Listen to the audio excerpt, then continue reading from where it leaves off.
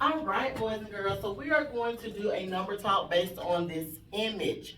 So let's talk about, first of all, what does this image show us? What mathematical thing do we see in this image? Anybody want to share? Show me that you're ready to share by using your number talk signals. All right, Queen.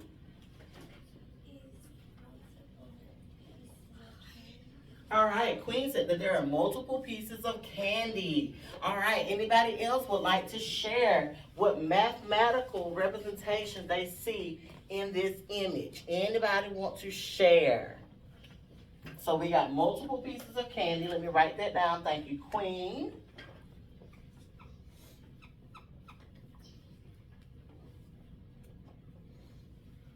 All right, and I like how she used the word multiple. Anybody else want to share? Show me with your signal. All right, Jeremiah.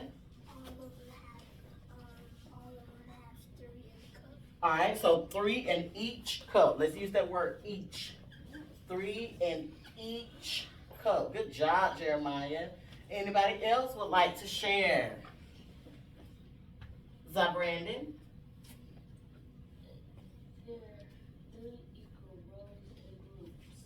All right, so he says that there are equal rows and groups. So we see 3 rows. Good job. So 3 rows. Anybody want to tell me how many columns we see? 4 columns. Very good. So 3 rows, 4 columns. All right, who can tell me how many are represented in one row? 3. We have 3 pieces of candy in each cup, but how many are represented in one row? 4. 12. 3. Anybody? 2. 9. 12. How many are represented in one row? 3. I think I heard somebody say the answer. 3. 12. Good job. 12 is represented in one row. Now let's go back and see how we have 12 in one row, okay? Who can break that down for me? Who can break that down for me? How do we see 12? How many are in each cup? 3. 3. And how many cups are there? 4. What multiplication sentence can we use to help us with that? 3 times 4. 3 times 4 equals what? 12. 12. Now, how can we get the rest of these? How if we know there's 12 in one row, how can we get to the rest of them and find the total amount? All right, Cameron? Count by 3s. We can count by 3s. What's another way? Good job, Cameron. Count by 6. So somebody said we can count by 3s. Somebody said we can count by 6. Anybody else want to share? What's another way, Queen? Count by 4s. Let's use what we already know, though. If we already know that there are 12 in one row, what else can we do to figure out the rest of them?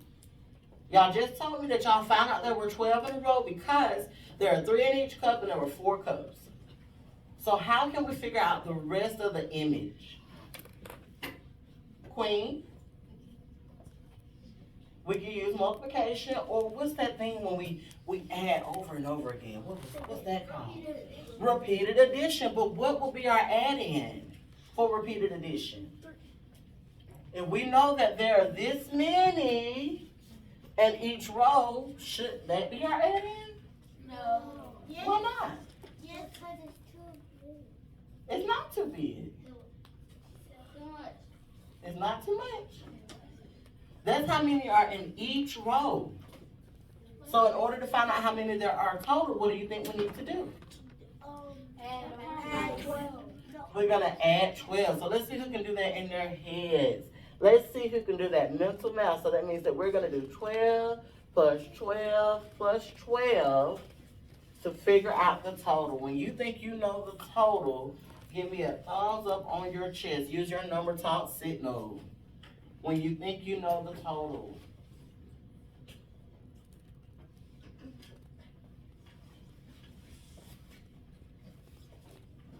All right, Donovan, you want to share? 36.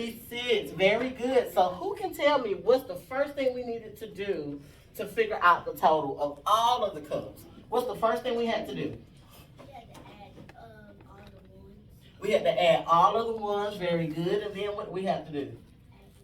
Add the 10s. Now let's start from the very beginning. How did we get 12?